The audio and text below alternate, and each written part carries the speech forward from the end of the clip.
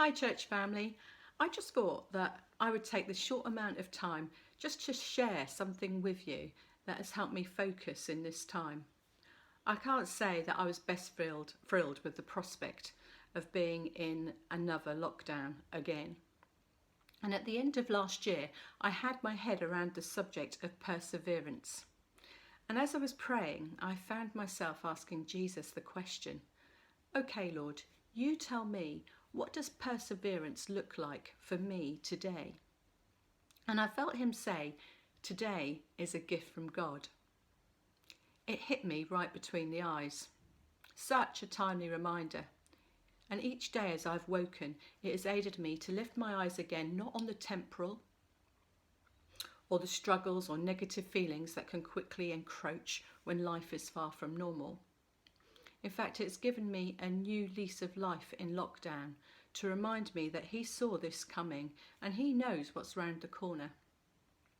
But yet, let's not be robbed of living in the today, in the right here and the right now of each day we have been given, even a day in lockdown. Each day is a day of rich, fertile ground where we can live, grow, walk with Jesus as his children to see him glorified in it all. Each day is a gift from God.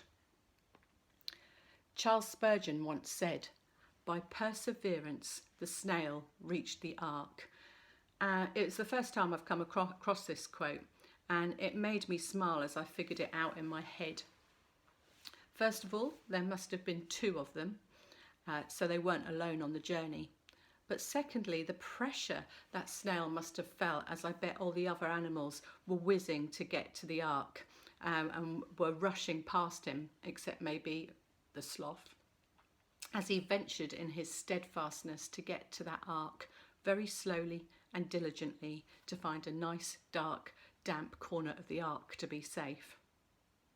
Joking aside, I think what Spurgeon was hinting at here is that we may feel the pressures at times, and it can feel like it's going on forever, and it may feel demanding, but a steadfastness and a focus on him alongside the Holy Spirit's aid will give us what we need to meet the goal head on. James chapter 1 verses 2 to 4 says, count it all joy, my brothers, when you meet trials of various kinds. You know that the testing of your faith produces steadfastness. And let steadfastness have its full effect, that you may be perfect, lacking in nothing. Blessed is the man who remains steadfast, or perseveres, under trial, for when he has stood the test, he will receive the crown of life which God has promised to those who love him. So James doesn't say here if you face a trial, he says when you do. He says count it joy to face trials. And he's not saying about putting on a fake smile and pretending to be happy, but knowing that Jesus is sovereign, that he reigns over all things, even pandemics and the pain and difficulties it raises. Our perseverance in life's trials leads us to being perfected and growing in holiness. A depth of character gets produced in us and we become more like him. So often we can cry out to Jesus, please change these circumstances. Yet in the midst of our shaking, Jesus is working in us the ability to be unshakable. Instead of outward situations changing quickly, Jesus desires to change us from the inside out.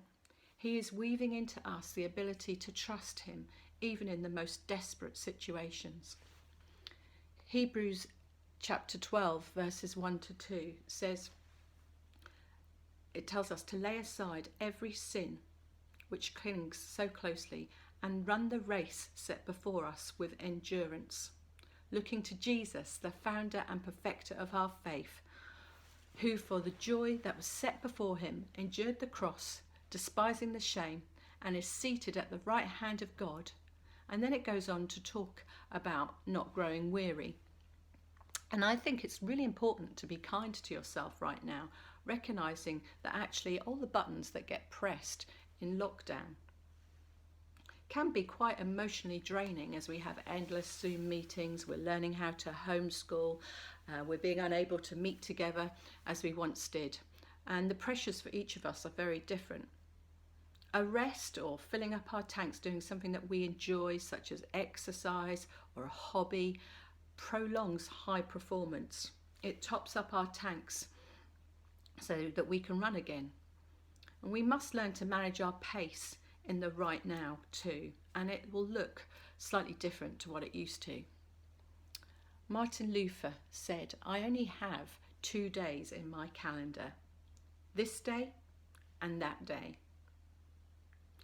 And what better way to close this short chat with you today by taking you to 1 Corinthians chapter 15. One day Jesus will return. In a twinkling of an eye we will be changed. We will be with him.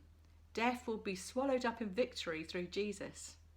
And verse 58 says, "Therefore, my beloved brothers, be steadfast, immovable, always abounding in the work of the Lord, knowing that your labour is not in vain." Remember, as you run the race, the pressure to perform is off. You can't lose. You're winning because you've been given the prize. At the cross, Jesus did that for you, and that surely helps us to run differently. Goodbye.